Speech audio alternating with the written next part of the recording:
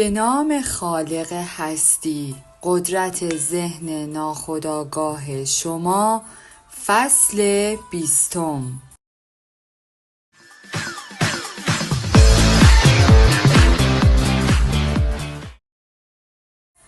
ذهن ناخودآگاه شما هرگز پیر نمی شود. بدون زمان، بدون پیری و بی پایان است. این بخشی از ذهن جهانی خداوند است که هرگز متولد نشده و هرگز نخواهد مرد.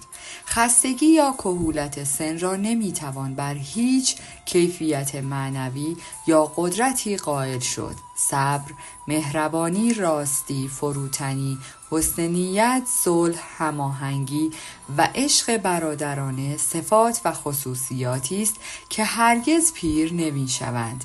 اگر در این مرحله از زندگی به تولید این ویژگی‌ها ادامه دهید، همیشه از نظر روحی جوان خواهید ماند.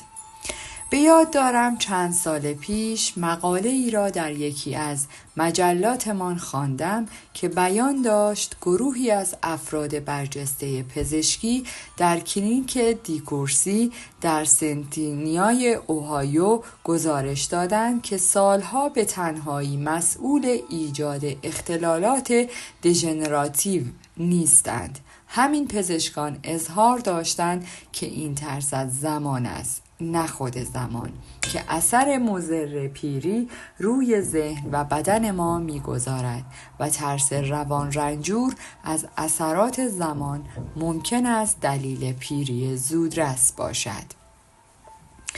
در طول سالهای زیادی از زندگی عمومی خود من فرصتی داشتم تا زندگی نامه مردان و زنان مشهوری را که بیش از حد معمول زندگی خود به فعالیت‌های تولیدی خود ادامه دادند مطالعه کنم. برخی از آنها در سنین پیری به عظمت خود می‌رسند. در عین حال این افتخار من بوده است که افراد بی‌نظیری را ملاقات کرده و می‌شناسم که در حوزه کمتر خود متعلق به آن دسته از انسان‌های سرسخت هستند که ثابت کردند کهولت سن قدرت خلاقیت ذهن و بدن را از بین نمیبرد.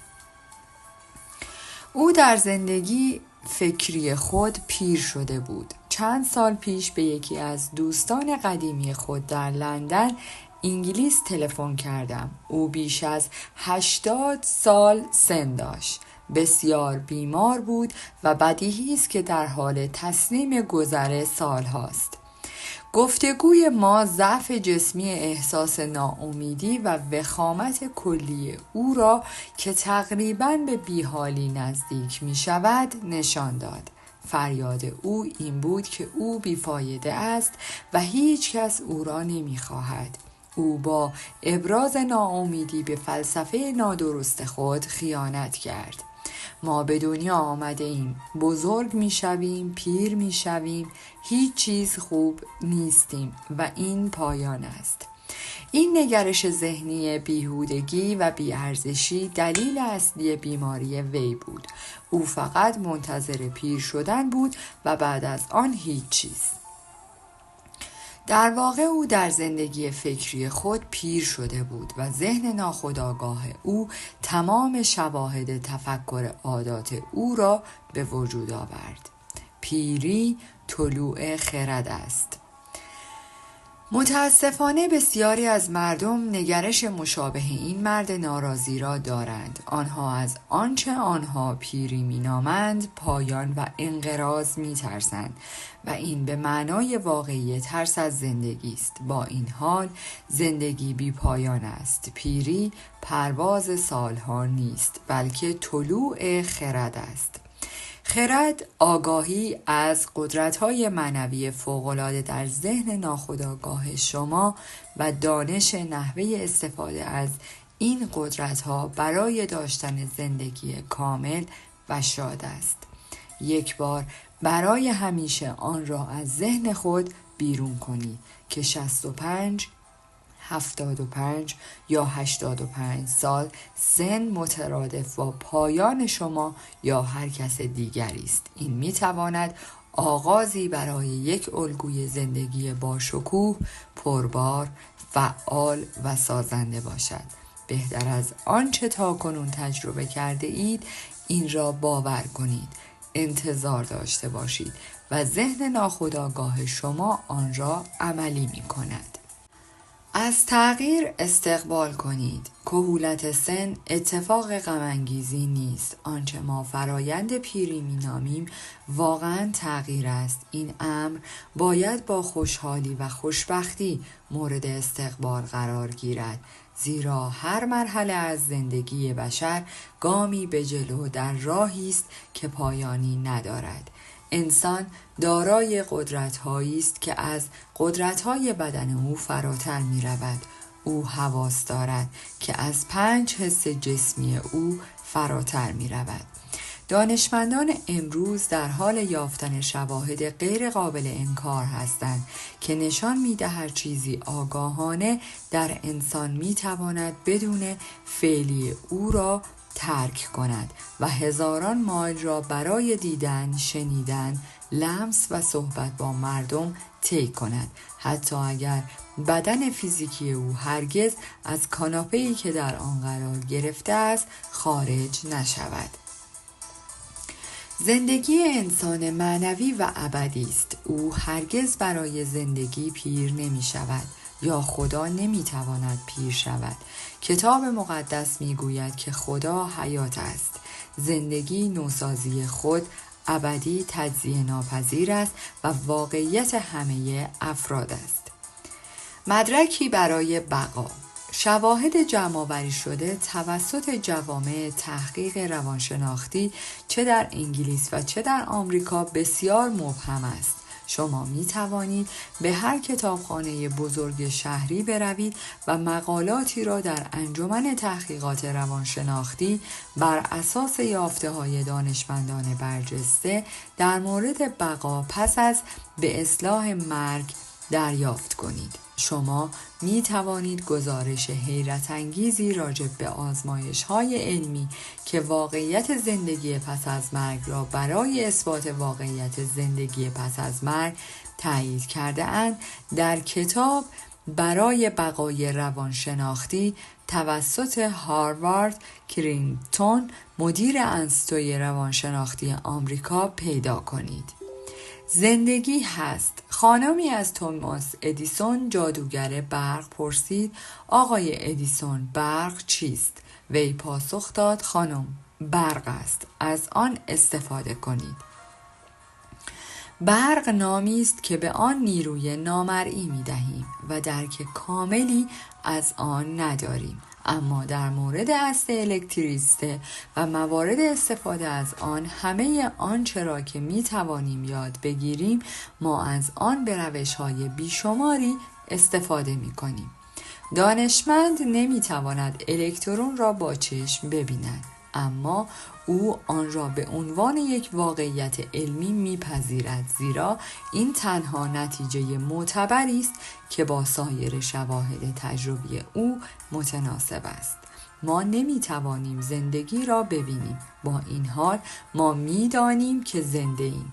زندگی است و ما اینجا هستیم تا آن را با تمام زیبایی و شکوهش بیان کنیم.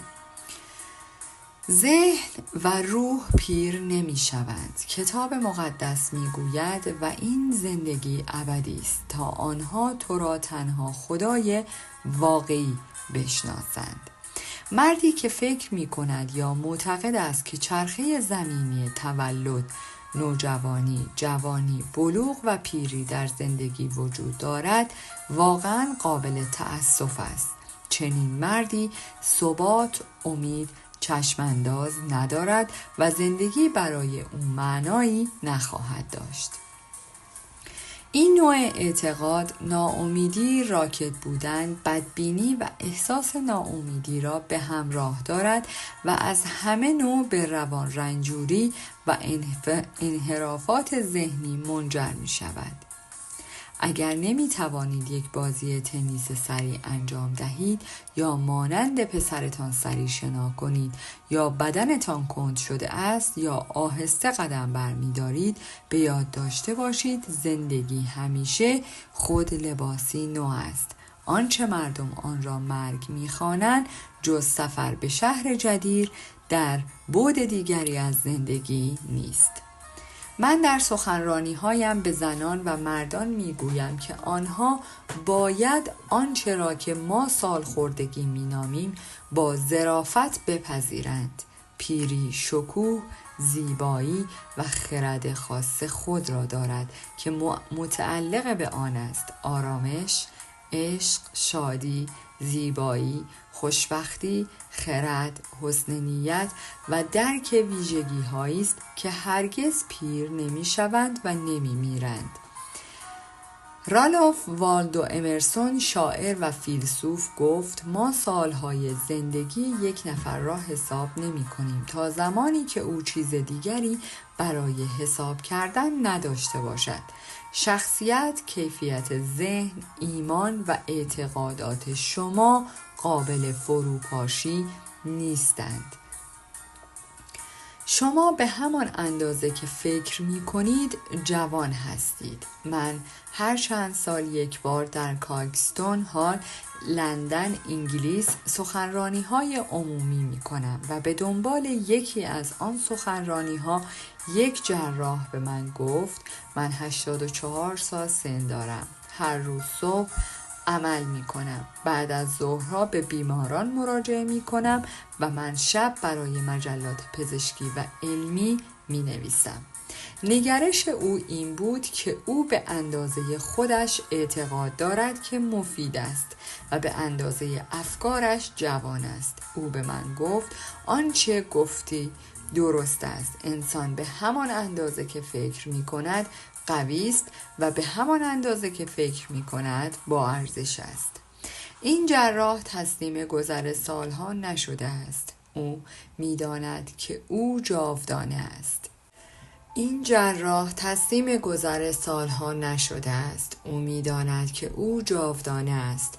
آخرین اظهار نظر وی برای من این بود که اگر فردا باید منتقل می شدم افراد را در بعد دیگری عمل می کردم.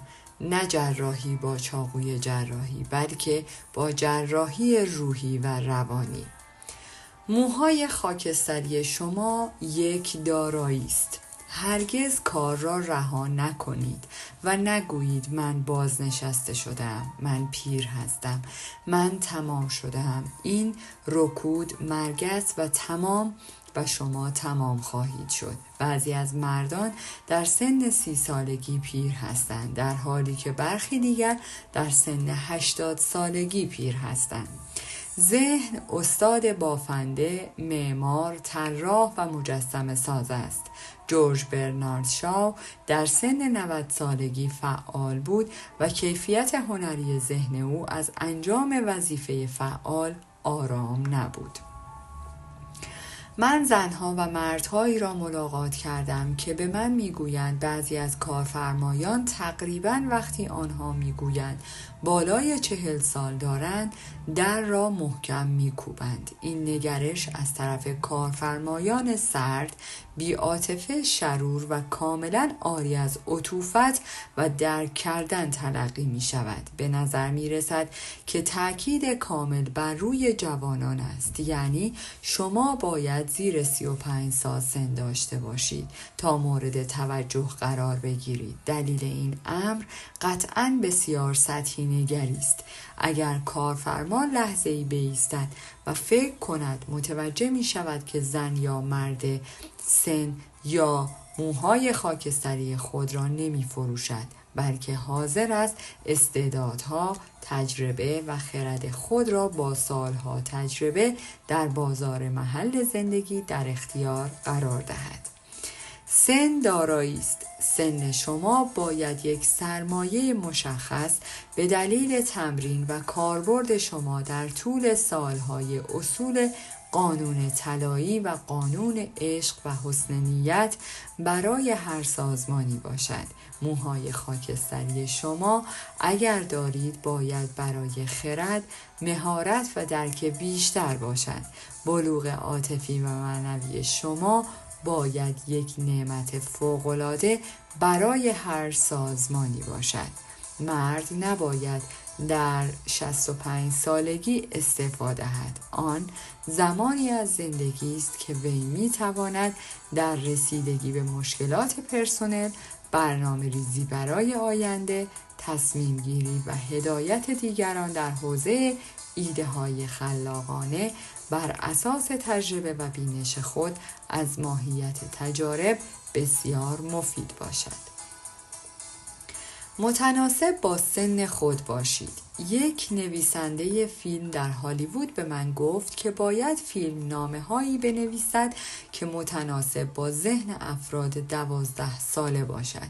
اگر انتظار می رود که توده عظیم مردم از نظر عاطفی و معنوی بالغ شوند، این یک وضعیت غم انگیزی است. این بدان معناست که بر جوانان تأکید شده است، علی‌رغم این واقعیت که جوانان خلاصه شده بی تجربگی، عدم تشخیص و قضاوت عجولانه هستند. من می توانم با بهترین آنها همگام شوم. من الان به مرد 65 ساله فکر می کنم که با عصبانیت سعی در جوان نگه داشتن دارد. او هر یک شنبه با مردان جوان شنا می کند، پیاده روی طولانی می کند، تنیس بازی می کند و به قدرت بدنی خود می بالد و می گوید ببین من می توانم با بهترین آنها همگام شوم. او باید این حقیقت بزرگ را به یاد بیاورد. همانطور که یک انسان در قلب خود فکر می کند، او نیز چنین است. رژیم ها، تمرینات و بازی های مختلف این مرد را جوان نگه نمی دارد. برای او لازم است که مطابق با روند تفکر خود پیر شود یا جوان بماند. ذهن ناخودآگاه شما توسط افکار شما مشروط می شود. اگر افکار شما دائما در مورد زیبایی، نجابت و خوبی باشد، بدون توجه به سالهای تقویم جوان خواهید ماند. ترس از پیری. جاب گفت چیزی که از آن بسیار ترسیدم بر من وارد شده است. افراد زیادی وجود دارند که از پیری میترسند و نسبت به آینده اطمینان ندارند، زیرا با گذشت سالها پیش بینی میکنند که وضعیت روحی و جسمی آنها بدتر شود. آنچه آنها فکر میکنند و احساس میکنند محقق میشود. شما پیر میشوید وقتی که به زندگی علاقه خود را از دست میدهید، وقتی دیگر خواب نمیبینید، آتش دنبال کردن حقایق جدید دارید و به دنبال دنیای جدیدی برای تسخیر هستید. وقتی ذهن شما به روی ایده های جدید، علایق جدید باز باشد و وقتی پرده را بالا می کشید و می توانید آفتاب و الهام از حقایق جدید زندگی و جهان را وارد کنید، جوان و سرزنده خواهید بود. شما چیزهای زیادی برای دادن دارید. اگر 65 یا 95 سال دارید، متوجه می شوید که چیزهای زیادی برای دادن دارید. شما می توانید به ثبات، مشاوره و هدایت نسل جوان کمک کنید. شما می توانید از دانش، تجربه و خرد خود بهره مند شوید. زیرا شما همیشه می توانید در هر زمانی که به زندگی بی نهایت خیره می شوید و به جلو نگاه می کنید، خواهید فهمید که هرگز نمی توانید جلوی جلال و شگفتی های زندگی را بگیرید.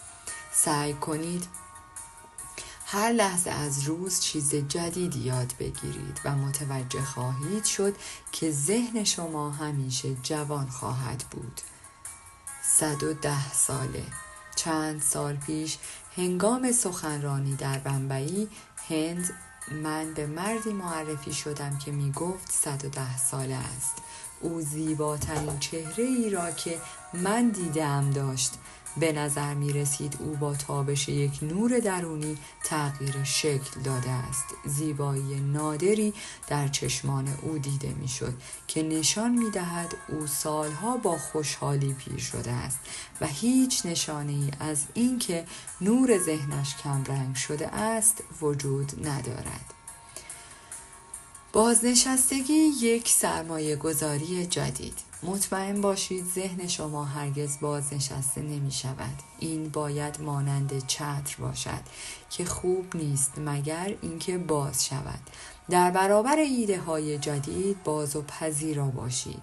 من مردان 65 و 70 ساله بازنشسته را دیدم. به نظر می رسید که آنها فرسوده شده اند و در عرض چند ماه فوت کردند. آنها به وضوح احساس می کردند که در پایان زندگی قرار دارند. بازنشستگی می تواند یک سرمایه گذاری جدید، یک چالش جدید، یک مسیر جدید، آغاز تحقق یک رویای طولانی باشد.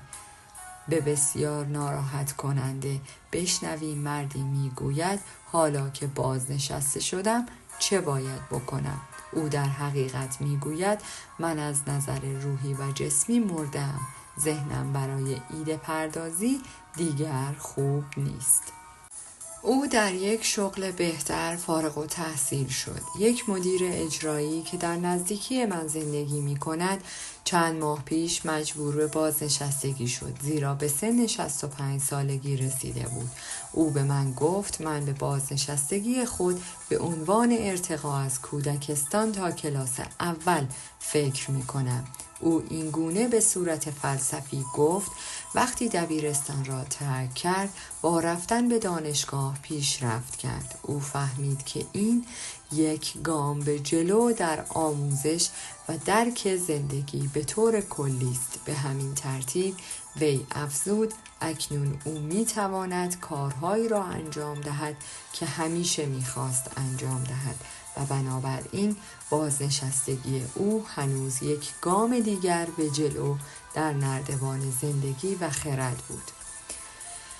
وی به این نتیجه عاقلانه رسید که دیگر قصد تمرکز در امرار معاش را ندارد. حالا او قصد داشت تمام توجه خود را به زندگی کردن بدهد. او یک عکاس آماتور است و دوره‌های اضافی را نیز در این زمینه گذراند. او به دور دنیا سفر کرد و از مکانهای معروف فیلم گرفت. او اکنون در گروه‌ها، لوژها و کلوب‌های مختلف سخنرانی می‌کند و مورد تقاضای مردم است. روش‌های بیشماری وجود دارد که می توانید به چیزی که خارج از خودتان ارزش دارد علاقه‌مند شوید. نسبت به ایده‌های جدید خلاقانه مشتاق شوید. پیشرفت معنوی کنید و به یادگیری و رشد ادامه دهید. به این ترتیب شما در قلب جوان میمانید زیرا گرسنه و تشنه حقایق جدید هستید و بدن شما تفکر شما را در همه زمانها منعکس خواهد کرد. شما باید تولید کننده باشید و زندانی جامعه نباشید. روزنامه ها این واقعیت را می دانند که تعداد رای دهندگان سالخورده در انتخابات کالیفرنیا به طور چشمگیری افزایش می یابد.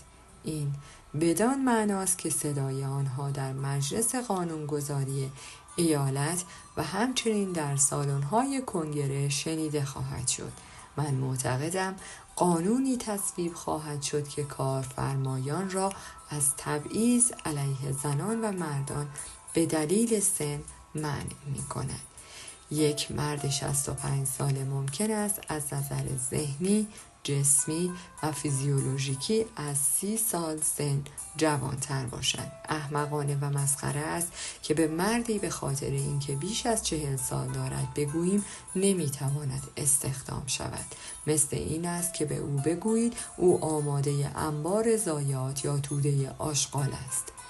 مرد 40 سال به بالا چه کاری باید انجام دهد؟ آیا او باید استعدادهای خود را دفن کند و نور خود را زیر یک بوشل پنهان کند؟ مردانی که به دلیل سن محروم و از کار منع می‌شوند باید توسط خزانه‌داری دولت در سطح شهرستان، ایالت و فدرال نگهداری شوند. بسیاری از سازمان‌هایی که از استخدام آنها و بهره‌مندی از خرد و تجربه آنها خودداری می‌کنند، برای حمایت از آنها مالیات دریافت می‌کنند. این نوعی خودکشی مالی است. انسان اینجاست تا از ثمره کار خود لذت ببرد و اینجاست که می‌تواند تولید کننده باشد، نه تنها زندانی جامعه که او را به بیکاری وادار کند. بدن انسان با پیشرفت در طول سال به تدریج کند می شود، اما ذهن هوشیار او را می توان با الهام از ذهن ناخودآگاه خود بسیار فعال، هوشیار، زنده و سریع کرد. ذهن او در واقع هرگز پیر نمی شود. جاب گفت اوه که من مثل ماه‌های گذشته بودم، مانند روزهایی که خدا مرا حفظ کرد، وقتی شمع او به سر من تابید و وقتی با نور او تاریکی را طی کردم، مانند روزهای جوانیم وقتی راز خدا بر خیمه من بود. راز جوانی. برای بازپسگیری روزهای جوانی خود احساس کنید که نیروی معجزه‌آسا، شفابخش، خود تجدید شونده ذهن ناخودآگاه شما در تمام وجودتان حرکت می کند. بدانید و احساس کنید که از نظر معنوی الهام گرفته اید، بلند می شوید، دوباره جوان می شوید، سرزنده می شوید و دوباره شارژ می شوید. شما می توانید مانند روزهای جوانی خود با اشتیاق و شاد و سرزنده باشید. به این دلیل ساده که همیشه می توانید از نظر ذهنی و عاطفی دوباره حالت شادی‌آور را به دست آورید. شمعی که بر سر شما می درخشد هوش الهی است و هر آنچه را که باید بدانید برای شما آشکار می کند. این شما را قادر می سازد حضور خوب خود را صرف نظر از ظاهر تایید کنید. شما با هدایت ذهن ناخودآگاه خود قدم برمی دارید، زیرا می دانید که آفتاب طلوع می کند و سایه ها فرار می کند. یک چشمانداز به دست آورید. به جای اینکه بگویید من پیر هستم، بگویید من در راه زندگی الهی عاقل هستم. اجازه ندهید شرکت، روزنامه ها یا آمار قبل از پیری شما تصویری از سالهای رو به زوال، فرسودگی، پیری و بیفایده بودن داشته باشند. آن را رد کنید، زیرا این دروغ است. از هیپنوتیزم شدن با چنین تبلیغاتی خودداری کنید. زندگی را تأیید کنید، نه مرگ. بینشی از خود به عنوان فردی شاد، درخشان، موفق، آرام و قدرتمند دریافت کنید. ذهن شما پیر نمی شود. رئیس جمهور پیشین هربرت هوور اکنون 88 ساله بسیار فعال است و کارهای خارق‌العاده ای را انجام می دهد. من چند سال پیش در مجموعه وی در وادرولف شهر نیویورک با او مصاحبه کردم. من او را سالم، شاد، بانشاد و پر از زندگی و اشتیاق دیدم. او چندین منشی را مشغول رسیدگی به مکاتبات خود می کرد و خودش هم کتاب‌هایی با ماهیت سیاسی و تاریخی می نوشت. من مانند همه بزرگان او را دوست داشتنی، با عاطفه مهربان، دوست داشتنی و با درکترین دیدم.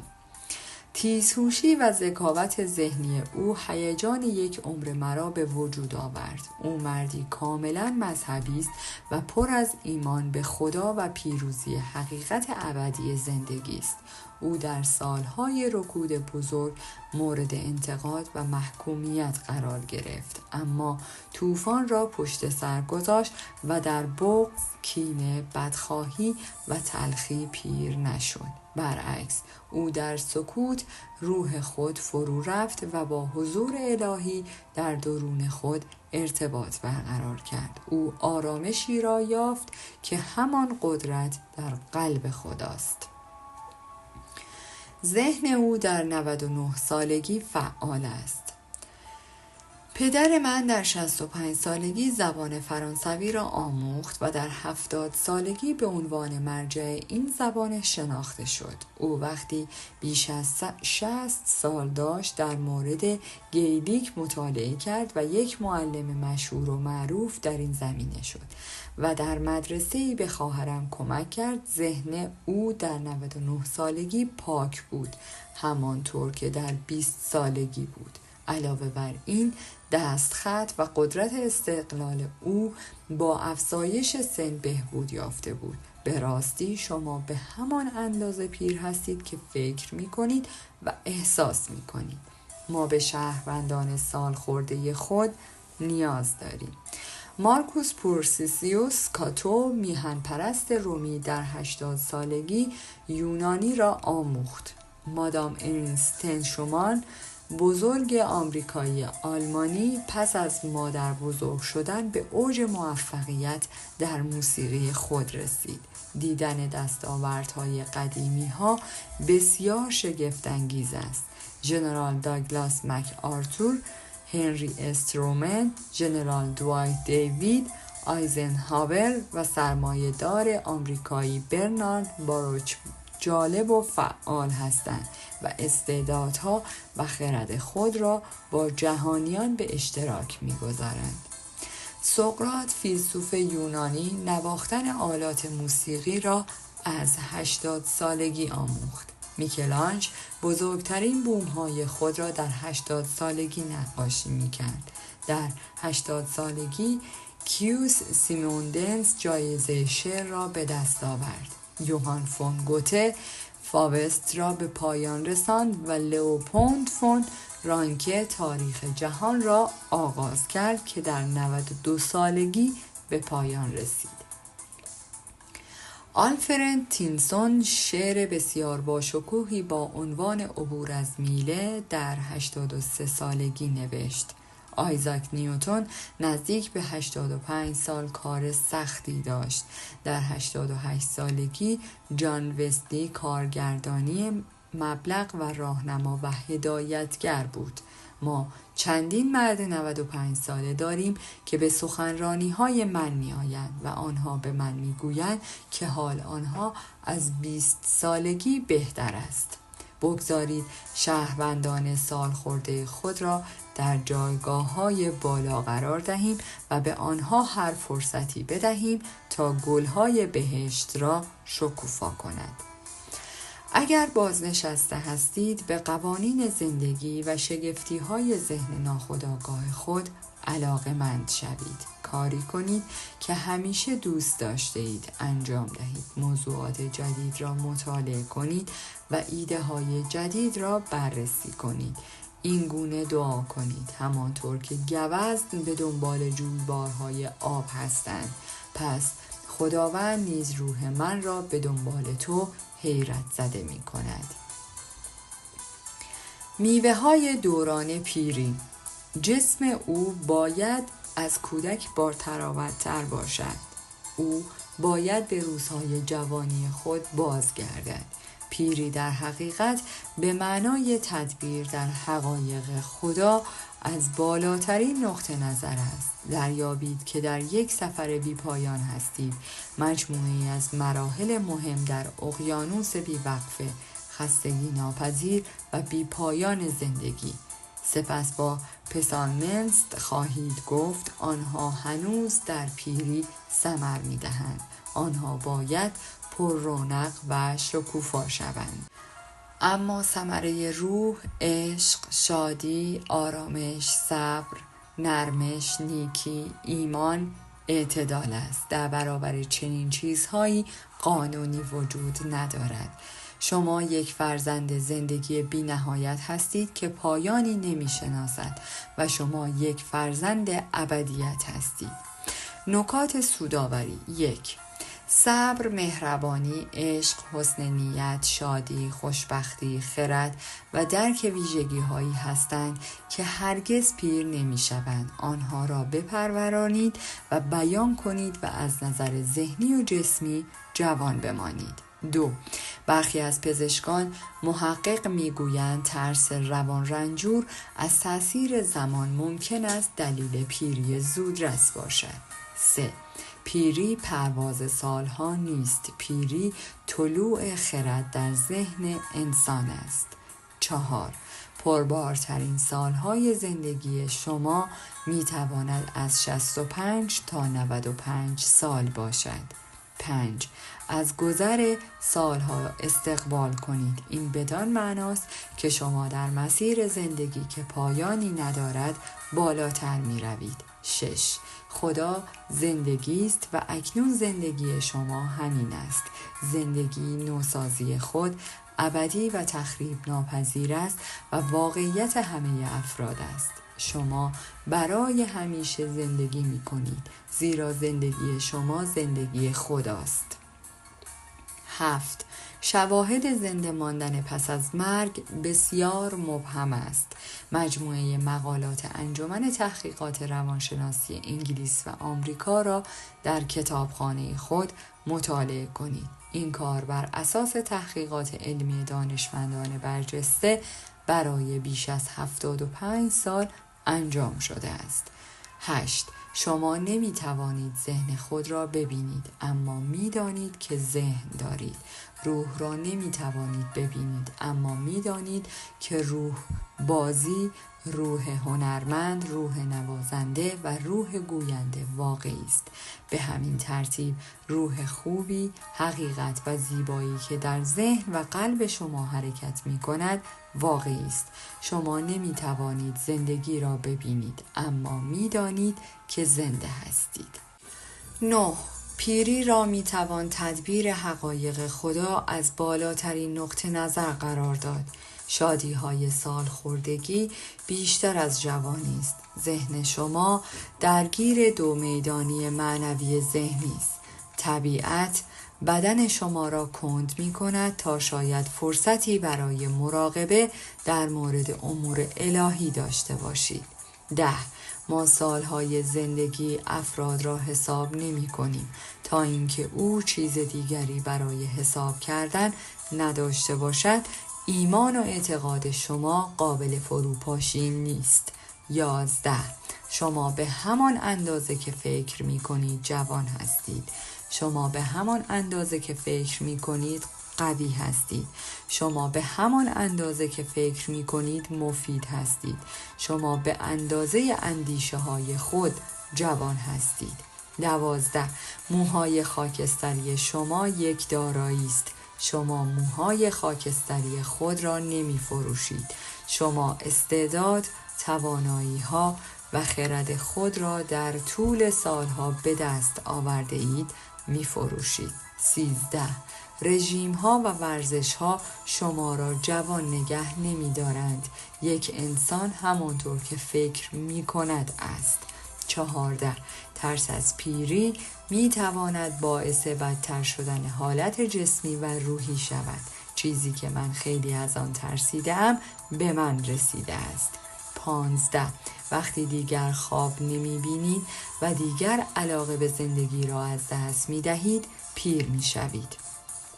اگر بدخلق، فاقد ادب، ترشرو و تندخو باشید پیر می شوید. ذهن خود را با حقایق خدا پر کنید و آفتاب عشق او را بتابانید. این جوانی است. 16. به آینده نگاه کنید، زیرا در همان زمانها به زندگی بی نهایت خیره شده اید. 17. بازنشستگی شما یک کار جدید است. تحصیلات جدید و علایق جدید را دنبال کنید. اکنون می توانید کارهایی را که در زمانی که خیلی مشغول امرار معاش بودید و می خواستید انجام دهید. توجه خود را به زندگی ادامه دهید. 18. تولید کننده شوید و زندانی جامعه نشوید. چراغ خود را زیر یک بشل پنهان نکنید. 19. راز جوانی عشق، شادی، آرامش درونی و خنده است. در او پر از شادی است. در او هیچ تاریکی وجود ندارد. 20. شما مورد نیاز هستید. برخی از بزرگان، فیلسوف، هنرمند، دانشمند، نویسنده و دیگران بعد از 80 سالگی بزرگترین کار خود را انجام دادند. 21. ثمرات پیری عشق، شادی، آرامش، صبر، نرمش، حسن نیت، ایمان، فروتنی و متانت است. 22. شما فرزند زندگی بی نهایت هستید که پایانی نمی شناسد. شما فرزند ابدیت هستید. شما شگفت انگیز هستید. به پایان آمد این دفتر، حکایت همچنان باقی است. در پایان از شما دوستان عزیزم می‌خواهم برای حمایت بیشتر ما کانال ما را به دوستان خود معرفی کنید. برای انرژی بیشتر ما رو لایک کنید و برای ادامه پرقدرت‌تر سابسکرایب. تا درودی دیگر، درود و 200 بدرود.